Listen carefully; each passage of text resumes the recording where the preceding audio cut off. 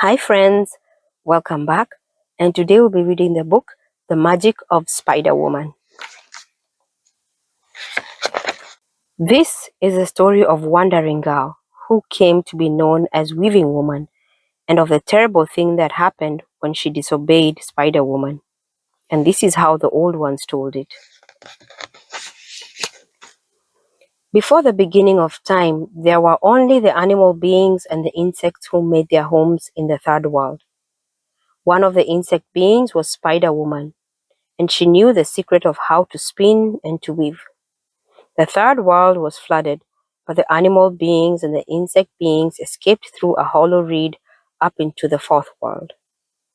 On the surface of the fourth world, the beings discovered beauty they had never imagined when they lived in the chaos and the darkness of the third world. Red clay mesas glowed in the morning sunlight, and the valleys sparkled with wild flowers, and deep green forests blanketed towering mountains. This world is too beautiful not to be shared, the animal beings told each other. The spirit being created the first people, who were called the Dineh, the Navajo. Among the Navajo people, there was one who was strong-willed and stubborn, and she was called Wandering Girl because she was a shepherd. And there was one who loved Wandering Girl, and his name was Boy with a Dream. Boy with a Dream watched with sadness as Wandering Girl led her sheep up into the mountains to graze in the high meadows, because his dream was to make Wandering Girl his wife. The spirit being came from the fourth world, which was on the earth's surface. It filled the earth, the sky, and the mountain tops until it was everywhere. This spirit being spent the summer teaching all the people, except Wandering Girl, the things they needed to know to survive in the earth world. He taught them how to hunt game, how to grow crops, and how to build shelters called hogans. But its most important teachings were the songs and chants called the Blessing Way that would keep the people healthy and in harmony with nature. All through the warm, sweet summer, Wandering Girl tended her flock in the high meadows, but when the tender grass grew brown and ice formed over the streams, she led her sheep back down the mountain to the valley of the spirit being.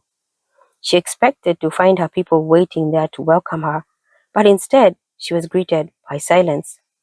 The people were in their hogans, keeping warm by their fires. Wandering Girl stood alone and shivered in the wind. She had no hogan to go to. "Help me, spirit being," she cried. "It is cold and I am freezing." But it was Spider-Woman who heard her and took pity on her. "I will teach you how to make blankets from the wool of your sheep," she said. "Then you will be able to stay warm." Spider-Woman asked her husband to build a loom for Wandering Girl. While he was doing this, Spider-Woman showed Wandering Girl how to shear her sheep and to card and spin their wool. Then she taught her how to weave that wool into blankets. "You're no longer a Wandering Girl," said Spider-Woman. "Your place is now with the people. From this day on, you are to be known as Weaving Woman, and you will weave warm blankets for the people, and this will bring you happiness. But there is one danger that you must always be aware of. The Navajo people must walk the middle way, which means they must respect boundaries and try to keep their lives in balance. They should not do too much of anything. You must promise not to weave for too long, or a terrible thing will happen to you." Weaving Woman gave that promise easily. Then she frowned as she glanced about at the snow-covered land. "How can I weave outside in the winter?" she asked Spider-Woman. "Ice will form on the spindles and freeze them to the wool." Boy with a Dream overheard her and came out of his hogan, and his dream was singing in his heart. "If you are my wife, my hogan will be yours," he told Weaving Woman. "You could set up the loom by the fire and the spindles would stay warm." When Weaving Woman looked into his eyes and saw his love for her shining there, she put her life as Wandering Girl behind her. "Then let us be married," she said, and opened her arms to him. Then boy with a dream became man who is happy. All through the winter, Weaving Woman kept her promise to Spider Woman. The blankets she wove were warm, but they were not very pretty, for they were made from the natural gray and brown wool of the sheep. She didn't mind laying aside her spindle after just a few hours at the loom, because the work she was doing was not exciting to her. But when the snows melted and the air grew fresh and mild again, Weaving Woman asked her husband to move her loom outside so she could work in the sunshine. As the springtime world burst into glorious color all around her, she began to hear her loom sing, and she was no longer willing to weave with the drab shades of winter. Instead, she made dyes out of roots and bark and berries, and she used these dyes to add rich colors to her weaving. She wove the red of the mesas into her blankets. She wove in the white light of morning that shone from the east, and the golden glow of twilight that shone from the west.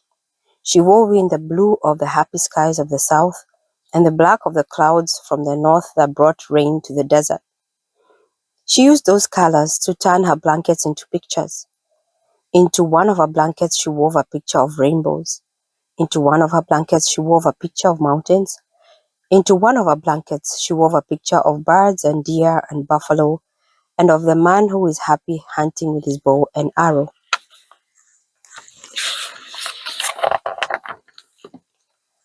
Then she had the most wonderful idea of all.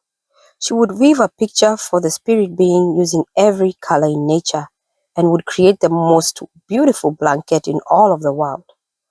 Weaving Woman grew so excited just thinking about the blanket that she couldn't get to sleep that night.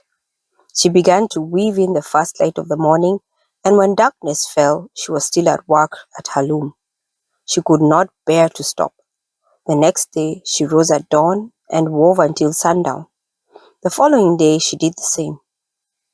Her husband watched with worry in his heart. "Remember the warning of Spider Woman," he told her. But Weaving Woman was as stubborn and strong-willed as ever, and she continued to weave even after the sun went down. She worked all night by the light of the blue-veined moon, and when morning came, she was almost finished with the blanket. "Only the borders remain to be done," she told her husband. Then, deep in his heart, Man who is happy took for himself another name. That new name was Man who is frightened. When Man who is frightened returned from the hunt that evening, he was not surprised to find that something terrible had happened. He found his wife lying on the ground at the base of the loom. Her eyes were closed, and her arms and legs were as stiff as a spindle. When her husband called out to her, she could not answer him. Man who is frightened gathered his wife into his arms and carried her into their hogan and laid her down on a pile of blankets she had woven. Then he called for a hand trembler who knew the secrets of the sickness. The hand trembler rubbed corn pollen on both Weaving Woman and himself. Then he took more pollen and rubbed it on the inner part of his own right arm, and he offered up a prayer. "Tell us, spirit being, what is the matter with this woman?" The hand trembler's hand began to shake, and magic filled the hogan. Weaving Woman spoke, but her voice did not come from her mouth. It came from the blanket on the loom outside the doorway. "I am here," cried the voice. "I am trapped, and I cannot get out." When Man who is frightened heard this, he became even more desperate and called for the shaman to perform another healing ceremony. The shaman ground up white and yellow corn and set the weaving tools in it to purify them. Then he swept up all the loose pieces of wool that were scattered outside the hogan and placed them also in the cornmeal. When this was done, the shaman held a blessing way. This was the prayer that he chanted. "In the house made of dawn, in the house made of twilight, in the house made of dark cloud, may Weaving Woman be restored to us." He offered up that prayer for a very long time, and no one could enter or leave the hogan while he did this. After the blessing was completed, the shaman cocked his head as if he were listening to voices that no one else could hear. Then he turned to man who is frightened. Your wife has been struck with a weaving sickness, he told him. She broke her promise to Spider Woman and, just as she warned, a terrible thing has happened. She has woven her spirit into the blanket. Man who is frightened stared at the blanket on the loom, and he saw the terrified spirit of his wife gazing back at him. Is there any way that she can be set free? He asked frantically. Only if Spider Woman makes the blanket less perfect, said the shaman, and she cannot do that without the permission of the weaver. Weaving Woman spoke again from the blanket. I beg you, Spider Woman, make the blanket less perfect.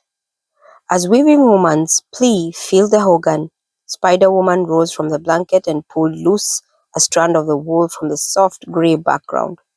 She pulled the strand through the picture and opened a spirit pathway through the border of the blanket. The spirit of Weaving Woman rushed down the pathway to freedom, all because of the powerful magic of Spider Woman. With her spirit now back in her body, Weaving Woman could see again, and her arms and legs could move again, and when she spoke, her voice came out of her mouth. Oh, spirit being, I have learned my lesson, she cried. Never again will I weave for too long at a sitting, and never again will I doubt the wisdom of my creators. Then Weaving Woman called together all of the weavers of the land and had them sit on the ground at the base of the loom, while she taught them how to make spirit trails in their blankets by breaking the yarn and pulling a strand through the border. It is good to take pride in our work, she told them, but we must not allow that pride to become the master of our spirits. So that is the story of Wandering Girl, who came to be known as Weaving Woman, and of the terrible thing that happened when she disobeyed Spider Woman. Since then, every Navajo blanket has been woven with a pathway so the spirit of the weaver will not be imprisoned by its beauty. The next time you see a blanket, you should look at it carefully and remember the lesson of Spider Woman, for this is how the old ones told it. The end. Yes, too much of anything can be dangerous. Everything we do, we must do it in moderation. I hope you enjoyed this book, and I will see you on the next one. Bye for now. Please like, share, and subscribe for more awesome stories. Thank you.